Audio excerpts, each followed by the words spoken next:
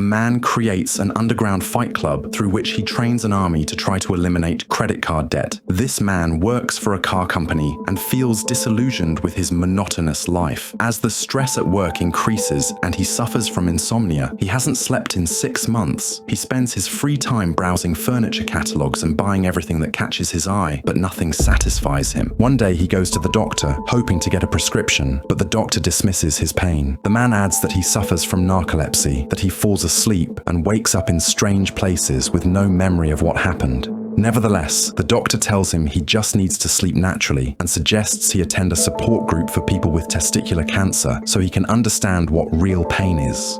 The man complies and attends a meeting where he meets Bob, a former bodybuilder who used steroids, now divorced and bankrupt. Bob hugs him and tells him it's okay to cry. The man breaks down in his arms. From then on, he starts sleeping well at night, so he keeps attending different support groups. He leaves each session feeling renewed and at peace. But everything changes when a woman named Marla appears, who also sneaks into the same meetings. The presence of another imposter prevents him from releasing his emotions, so he begins to struggle with sleep again. The man says that when you have insomnia, you're never really asleep or really awake. While watching TV, he sees insomnia as an analogy for consumerism. The former affects the ability to distinguish reality and live a fulfilling life, while the latter distracts people from their true purposes and desires. Consumer society promotes the idea that happiness and success are achieved through the acquisition of things, which dehumanizes people, making them chase the same goals, dress the same, want the same. Individual identity is lost. That's why the man has no name, because he is no different from anyone else. He is a copy of a copy of a copy, instead of being who he truly is. One night, the man confronts Marla and threatens to expose her, but she threatens him back. They agree to split the support groups and exchange phone numbers, just in case. Marla realizes the man has been using different aliases at each session and asks for his real name, but he disappears. Returning from a business trip, the man meets a soap salesman named Tyler, who lives carefreely and has very interesting theories, including one on how to make homemade explosives. Tyler gives him his card, and they part ways.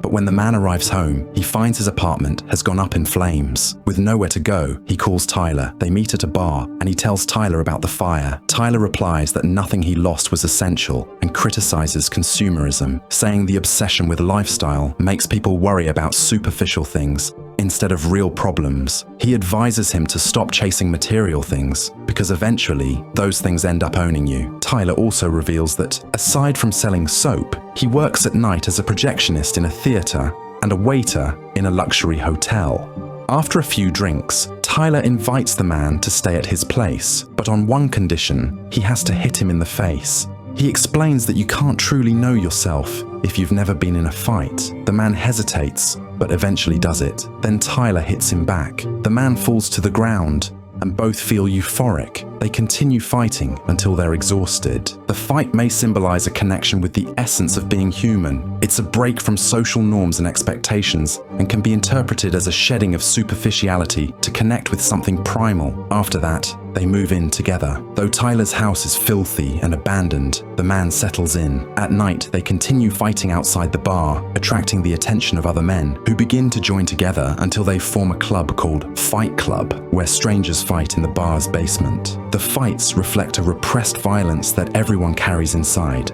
Tyler and the man merely brought it to the surface. More people join every week. Tyler establishes the rules of the club. The first: never talk about Fight Club. The club isn't about hitting, but about being hit, about letting go, accepting blows, and growing stronger through adversity. It's not about violence, but about transformation. Being authentic means enduring the hits and moving forward. One day, Marla calls the man, saying she's taken an entire bottle of pills. He shows no interest and leaves the phone off the hook. But the next day, he finds her in the kitchen. He asks what she's doing there, and she gets offended and leaves.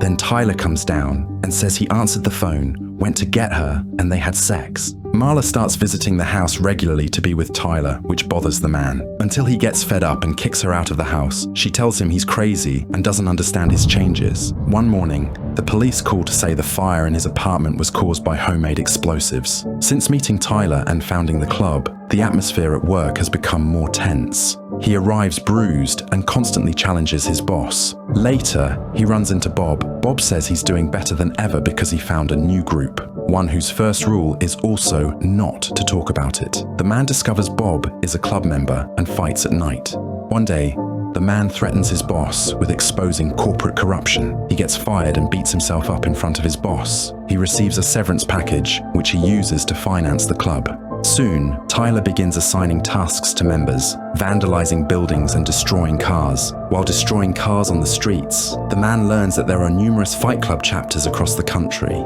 At a convenience store, Tyler threatens a clerk named Raymond, forcing him to pursue his dream of becoming a veterinarian. The man disapproves of the method, but Tyler says Raymond will now value his life more. One day, the man realizes Tyler has been recruiting people to form an army. Bob is one of them. The group burns down apartments. When he asks why, the recruits only say it's part of Project Mayhem, and no one is supposed to ask questions. This is another critique. Many romanticize Tyler and his ideas, but the story shows how people can blindly follow someone, even if their ideas are contradictory.